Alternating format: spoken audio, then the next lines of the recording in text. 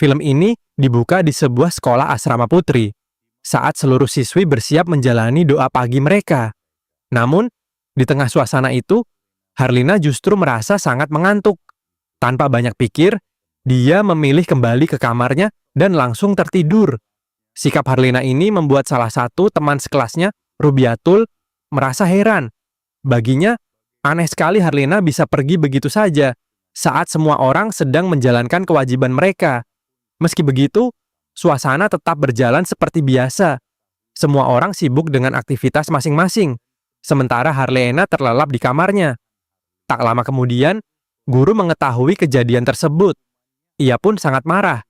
Sebagai bentuk hukuman atas kesalahan Harlina, seluruh kelas justru ikut dihukum. Hukumannya tidak main-main. Mereka semua harus membersihkan seluruh area sekolah. Keputusan ini membuat Rubiatul paling merasa kesal. Ia tidak terima. Menurutnya, Harlina yang bersalah, jadi kenapa semua orang harus ikut menanggung akibatnya? Dengan emosi yang memuncak, Rubiatul mendatangi kamar mandi, tempat Harlina dan beberapa siswi lain sedang membersihkan. Saat melihat Harlina tampak santai dan bahkan terlihat seperti menikmati pekerjaannya, amarah Rubiatul semakin tak terbendung. Ia pun mulai meluapkan kekesalannya dengan kata-kata kasar. Kamu bisa santai dan bersenang-senang, sementara kami yang lain harus kerja keras melakukan semuanya. Di tengah ketegangan itu, Ronim, teman sekamar Harlina, akhirnya ikut campur. Ia menegur Rubiatul dan mengatakan bahwa seharusnya dia tidak berbicara seperti itu kepada Harlina. Ronim kemudian mencoba menenangkan suasana. Ia menjelaskan bahwa Harlina masih baru di sekolah ini dan belum sepenuhnya memahami semua peraturan yang ada. Namun, Rubiatul tidak mau mendengar penjelasan itu. Dengan nada kesal, ia membalas bahwa Harlina baru saja datang, tapi sudah membuat hidup mereka semua jadi lebih sulit. Dengan nada tegas, ia berkata, "Sudahlah, ayo kita pergi." Yang membuat berantakan, biar dia sendiri yang membereskannya. Tak berhenti sampai di situ, Rubiatul bahkan sengaja melemparkan lebih banyak lumpur untuk semakin menyulitkan Harlina. Setelah itu, ia pergi bersama yang lain, meninggalkan Harlina di sana. Satu persatu, semua gadis pun ikut pergi. Harlina akhirnya sendirian. Hanya Ronim yang tetap bertahan di sisinya karena merasa kasihan. Harlina mencoba tersenyum dan berkata pada Ronim bahwa semuanya baik-baik saja. Ia bahkan mempersilahkan Ronim untuk pergi jika mau, karena ia yakin bisa menyelesaikan semuanya sendiri. Namun, Ronim hanya menggeleng pelan. Dengan tulus, ia tetap membantu Harlina. Dari momen sederhana itu, perlahan tumbuh sebuah persahabatan yang semakin erat di antara mereka. Tak lama kemudian, Harlina mulai membuka diri.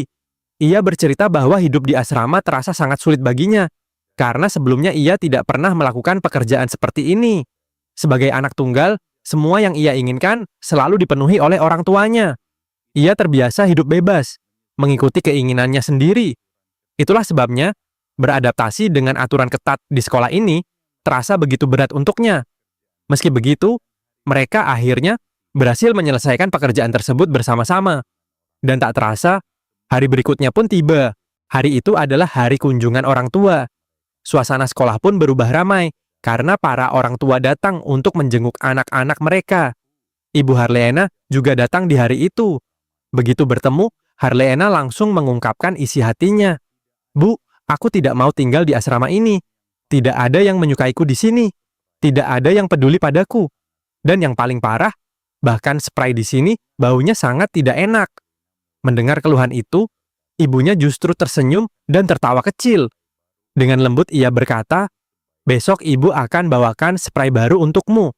Tapi jangan terburu-buru memutuskan untuk pergi. Cobalah bertahan setidaknya 1 semester di sini. Kalau setelah itu kamu masih belum bisa menyesuaikan diri, ibu akan bicara dengan ayahmu." Di tengah percakapan mereka, perhatian Harlina tiba-tiba teralihkan. Ia melihat orang tua Rubiatul sedang memarahinya dengan cukup keras. Saat itu, Harlina sadar bahwa Rubiatul dimarahi karena dirinya. Perasaan bersalah pun mulai muncul di hatinya. Namun di sisi lain, kemarahan Rubiatul terhadap Harlina justru semakin membesar. Malam harinya, suasana berubah lebih tenang. Harlina terlihat sedang berlatih membaca Al-Quran dengan benar, dan hal itu membuat Ronim merasa senang melihatnya. Ronim pun berkata, "Aku mau ke masjid untuk membaca Al-Quran. Kalau kamu mau ikut, ayo. Harliana menjawab pelan. Kamu duluan saja. Aku akan menyusul setelah menyetrika kerudungku. Saat Harliana sedang menyetrika kerudungnya di kamar, tiba-tiba Rubiatul masuk bersama beberapa temannya. Tanpa basa-basi, Rubiatul langsung menarik rambut Harliana dengan kasar dan berkata, "Kamu pikir kamu siapa? Kamu mengadu ke guru tentang kami dan mengira kami tidak akan melakukan apa-apa." Harliana mencoba membela diri. "Aku tidak mengadu ke guru." Namun Rubiatul tidak mempercayainya. Tanpa ragu, ia menampar wajah Harliana. Tak berhenti di situ, Rubiatul melihat makanan kiriman dari rumah Harliana yang baru saja datang. Ia mencicipinya, lalu dengan sengaja meludahkannya tepat ke wajah Harliana.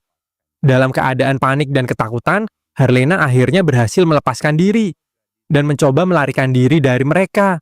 Namun saat Harliana mencoba melarikan diri, dua gadis yang sudah menunggu di luar kamar langsung menangkapnya lagi dan dengan kasar mendorongnya kembali ke dalam.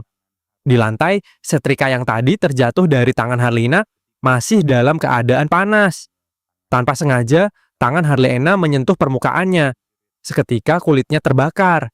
Ia menjerit keras menahan rasa sakit, namun Rubiatul tetap tidak melepaskannya.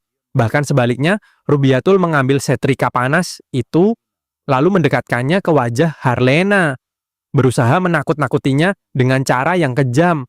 Dalam keadaan panik dan ketakutan, Harliana akhirnya memberanikan diri mendorong Rubiatul. Ia berhasil melepaskan diri dari kerumunan itu dan langsung berlari keluar. Namun, sebelum ia sempat sampai ke masjid untuk menceritakan semuanya kepada Rounim, salah satu gadis kembali muncul dari belakang dan menutup mulut Harliana dengan tangan. Di saat yang sama, entah kenapa, Rounim tiba-tiba merasa seperti mendengar Harliana memanggilnya. Ia sempat menoleh ke belakang, tapi tidak melihat siapapun.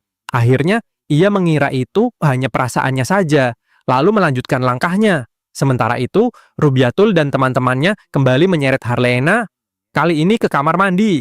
Tangan Harliana yang baru saja terbakar dipaksa masuk ke dalam ember berisi air deterjen, membuat rasa sakitnya berkali-kali lipat lebih perih. Setelah itu, mereka menyiram tubuhnya dengan air dingin, lalu memukulinya dengan brutal tanpa ampun. Dalam usaha terakhirnya untuk bertahan, Harliana kembali berlari. Kali ini, ia berlari sekuat tenaga.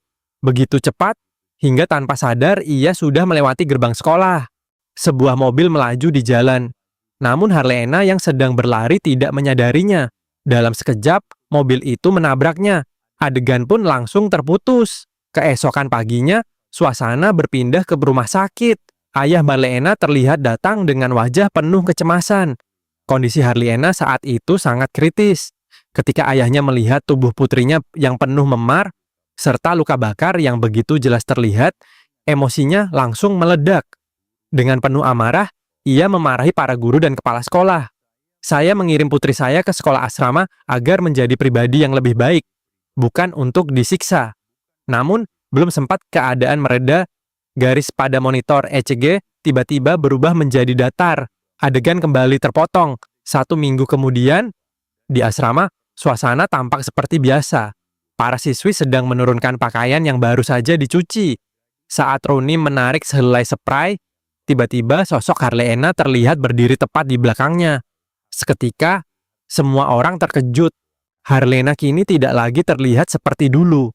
Wajahnya pucat, dingin, seperti orang yang sudah tidak bernyawa. Semua orang langsung diliputi ketakutan, terutama para gadis yang dulu menyiksanya. Melihat mereka, Harliana justru tertawa.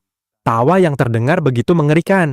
Di tengah suasana itu, Rounim berlari ke depan dan langsung memeluk Harliana dengan erat. Adegan kemudian berpindah ke ruang rapat para guru. Mereka sedang membahas kenyataan mengejutkan bahwa Harliana telah kembali. Mereka berdiskusi apakah kasus Harliana harus diselidiki atau tidak. Namun kepala sekolah sedang tidak berada di tempat. Ia pergi ke sekolah lain dan tidak akan kembali selama beberapa hari. Dalam situasi itu, koordinator akhirnya mengambil keputusan. "Saya rasa kita tidak perlu menyelidiki kasus Harliana. Itu hanya akan merusak citra sekolah kita.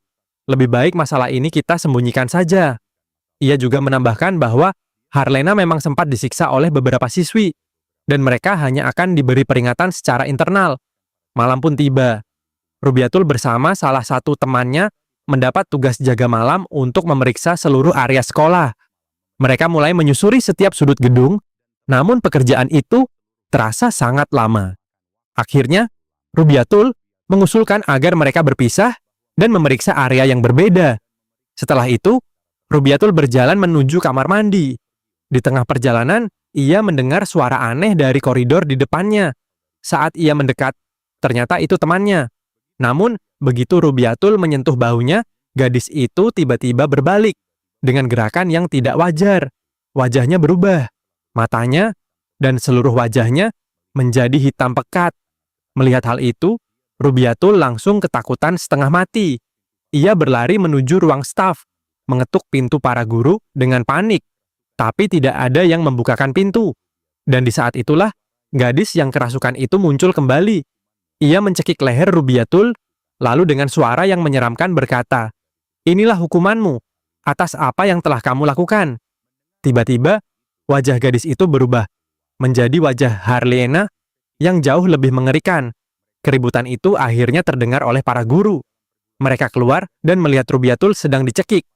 Para guru berusaha menariknya.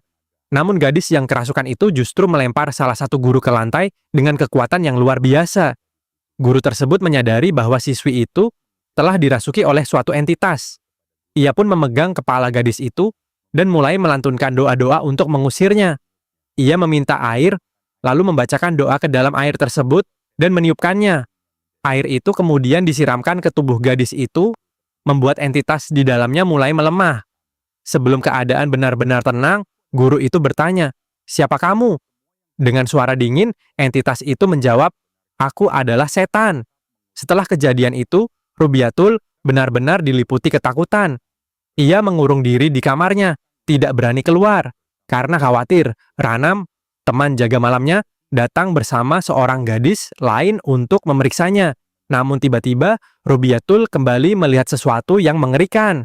Di wajah temannya, ia melihat wajah Harliena. Panik, ia langsung melempar bantal ke arah mereka dan berteriak, "Keluar dari sini, pergi, kalian semua pergi." Kedua gadis itu kebingungan, tidak mengerti apa yang sedang terjadi. Sambil menangis, Rubiatul berkata, "Kalian tidak lihat?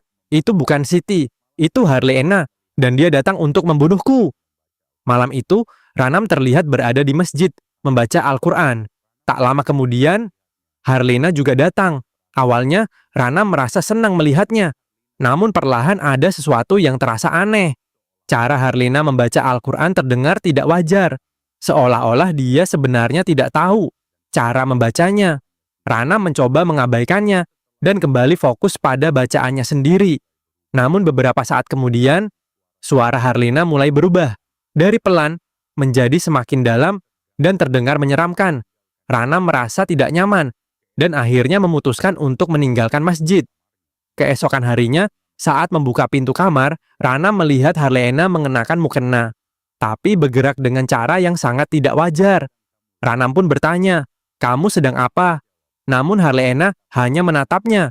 Lalu dengan suara menakutkan berkata, "Kenapa kamu menatapku?" Ranam tidak mampu menjawab dan langsung pergi dari sana. Hari itu, tugas sekolah diberikan kepada Ranam dan Rubiatul. Rubiatul yang belum melaksanakan salat terakhirnya berkata, "Aku mau ke masjid, tunggu aku di luar." Sementara menunggu, Ranam melihat Harliena berjalan dengan aneh menuju gerbang sekolah, masih dengan pakaian yang sama. Karena penasaran dan merasa khawatir, Ranam pun diam-diam mengikutinya. Di saat yang sama, lampu di dalam masjid tiba-tiba padam. Rubiatul merasa takut, tapi tetap melanjutkan salatnya. Tiba-tiba, bacaan yang ia lantunkan mulai terdengar menggema di telinganya, berubah menjadi suara yang menyeramkan. Ia semakin ketakutan, tapi tetap berusaha menyelesaikan salatnya. Lalu ia menyadari sesuatu yang sangat mengerikan. Selama ini, ia salat menghadap ke arah yang salah. Ia pun menghentikan salatnya dan memulai kembali. Namun setiap kali ia berdiri, semuanya terlihat normal. Tapi saat mulai salat, tubuhnya kembali menghadap ke arah yang salah. Kini Rubiatul benar-benar ketakutan. Ia mencoba mengulang salatnya berkali-kali, tapi suara-suara itu semakin keras dan semakin mengerikan. Akhirnya, ia memutuskan untuk menguatkan diri dan menyelesaikan salatnya hingga akhir. Kali ini, Setelah selesai, ia merasa lega. Namun saat menoleh ke samping, ia melihat wajah Darlena tepat di sebelahnya. Rubiatul pun menjerit keras.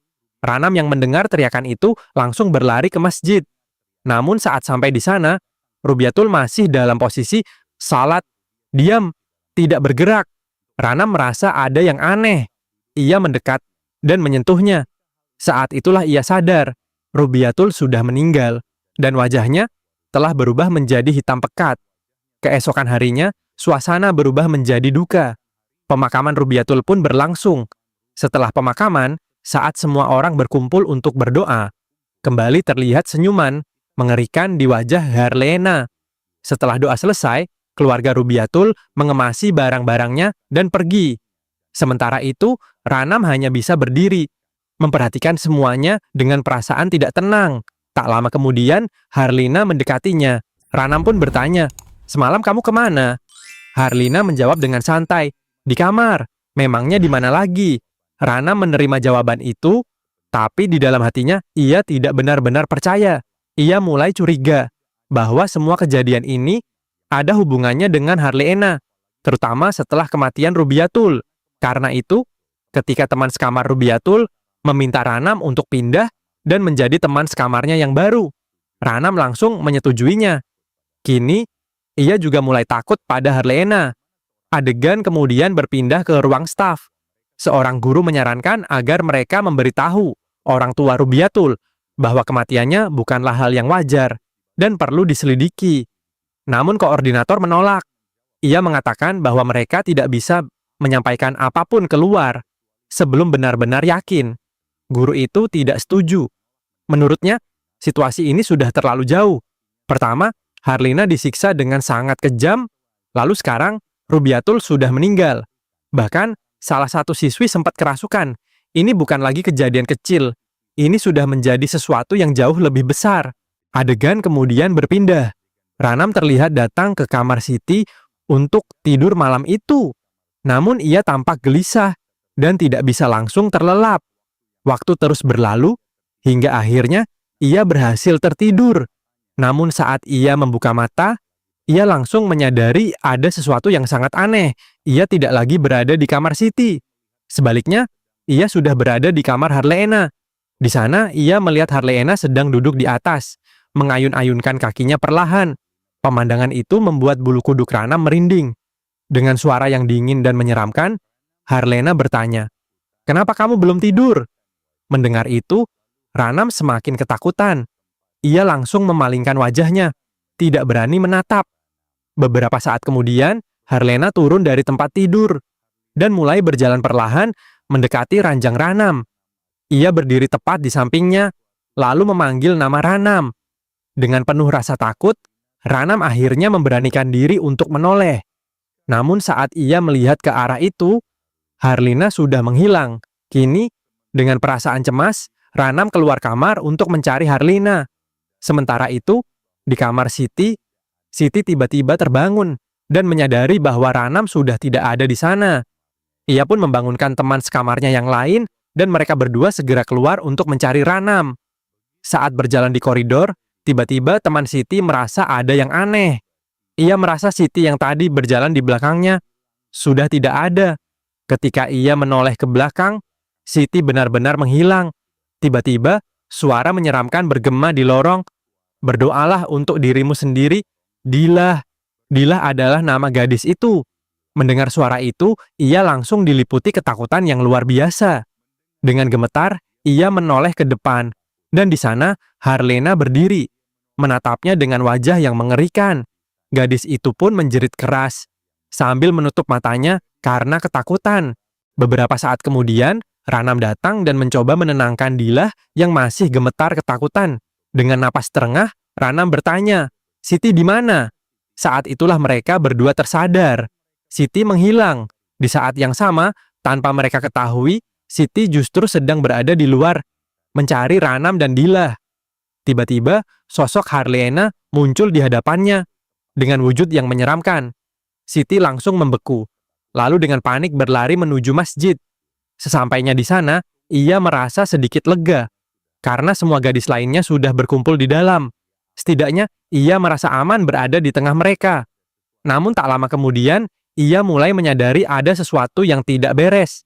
Semua gadis itu melafalkan doa dengan sangat cepat, tidak seperti biasanya.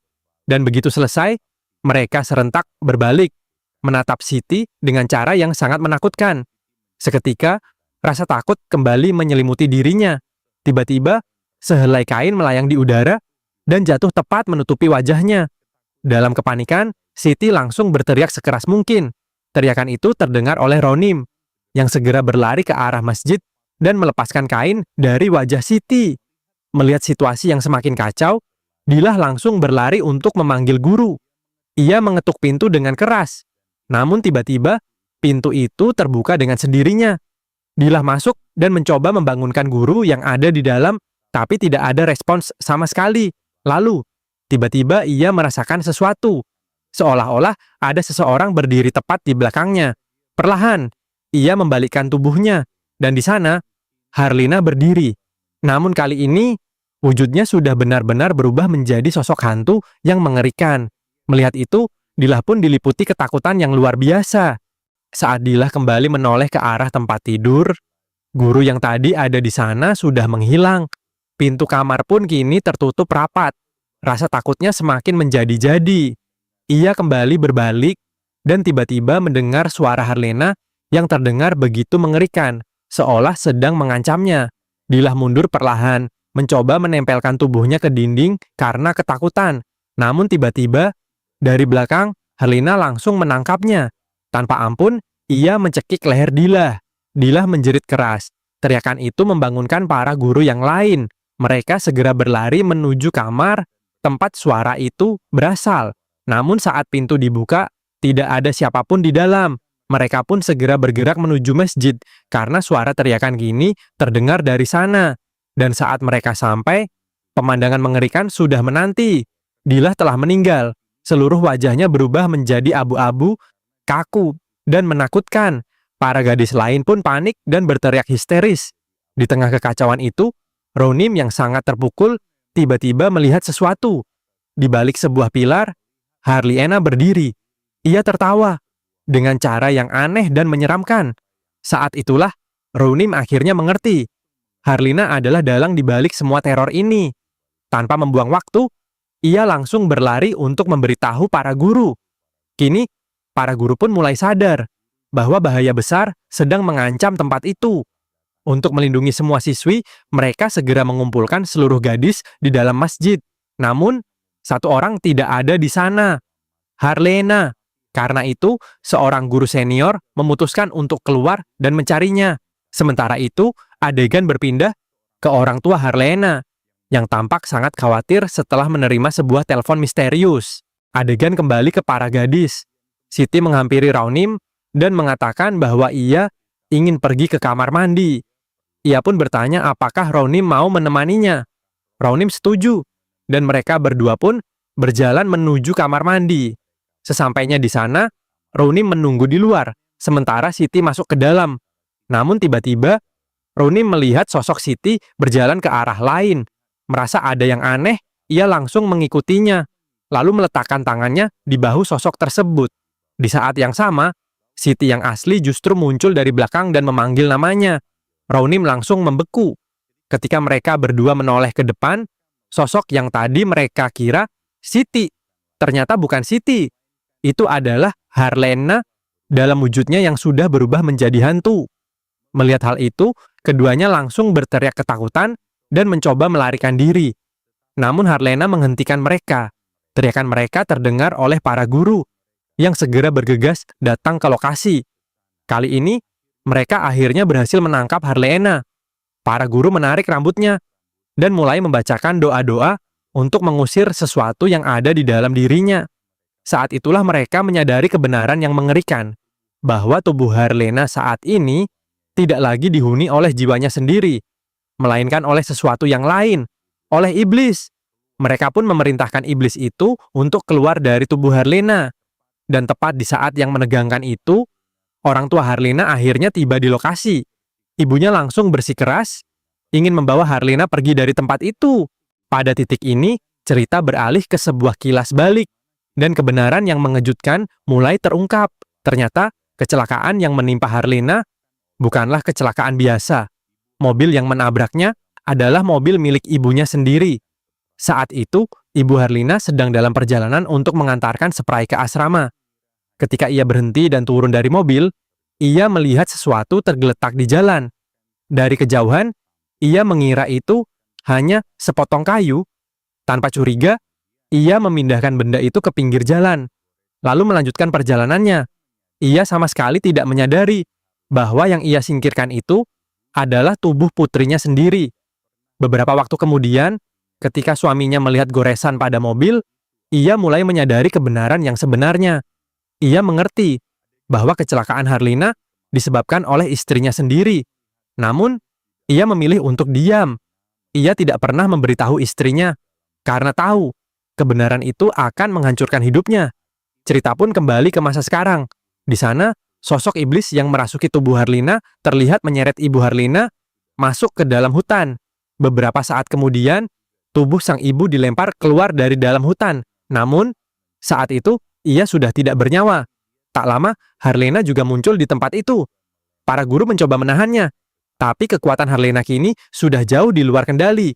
Dengan mudah, ia melempar mereka ke samping. Meski begitu, para guru tidak menyerah. Mereka kembali mengumpulkan keberanian dan mulai melakukan ritual pengusiran roh pada tubuh Harliena. Melihat kondisi putrinya, sang ayah hanya bisa menangis.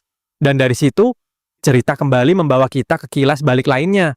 Terungkap bahwa sebenarnya Harliena sudah meninggal sejak hari kecelakaan itu. Namun ayahnya tidak mampu menerima kenyataan tersebut. Ia menyembunyikan kematian putrinya dari semua orang. Bahkan, ia mengambil langkah nekat. Ia pergi menemui seorang dukun dan memohon agar Harliena bisa dihidupkan kembali. Dukun itu kemudian membacakan mantra pada sebuah paku besi besar. Setelah itu, paku tersebut diberikan kepada ayah Harlina dengan sebuah perintah yang mengerikan. Ia diminta untuk menancapkan paku itu ke kepala Harlina dan tidak mencabutnya sampai dendam Harlina benar-benar terpenuhi. Tanpa ragu, ayah Harlina mengikuti semua instruksi itu. Ia melakukan persis seperti yang diperintahkan. Setelah semuanya selesai, ia pun memberitahu istrinya bahwa kondisi Harlina sudah membaik. Bahkan, ia mengatakan bahwa Harlina sudah kembali ke asrama. Dan dari situlah, semua kejadian mengerikan yang kita lihat sebelumnya mulai terjadi. Cerita kembali ke masa sekarang. Di momen yang menentukan itu, ayah Harlina akhirnya datang. Dan dengan tangannya sendiri, ia mencabut paku dari kepala putrinya. Begitu paku itu terlepas, semua kekacauan langsung berhenti. Keadaan perlahan kembali tenang. Dan kita pun diperlihatkan bagaimana akhir dari kisah Harlina. Semua siswi di asrama dipulangkan ke rumah masing-masing. Sementara itu, Rounim terlihat datang ke makam Harlina, berdiri diam, seakan masih tidak percaya dengan semua yang telah terjadi. Namun cerita belum benar-benar selesai. Dalam adegan setelah kredit, kita melihat ayah Harlina duduk sendirian di rumahnya. Tiba-tiba, seseorang mengetuk pintu. Saat pintu dibuka, ternyata itu adalah dukun yang sama. Dengan tatapan dingin, ia berkata, "Aku sudah bilang, jangan cabut paku itu sebelum dendam Harlina selesai." Kalimat itu meninggalkan satu pesan yang jelas, bahwa sesuatu yang jauh lebih mengerikan kini sedang menunggu ayah Harlina. Dan disitulah cerita ini pun berakhir. Tulis pendapatmu di kolom komentar, dan jangan lupa subscribe channel ini untuk cerita menarik lainnya.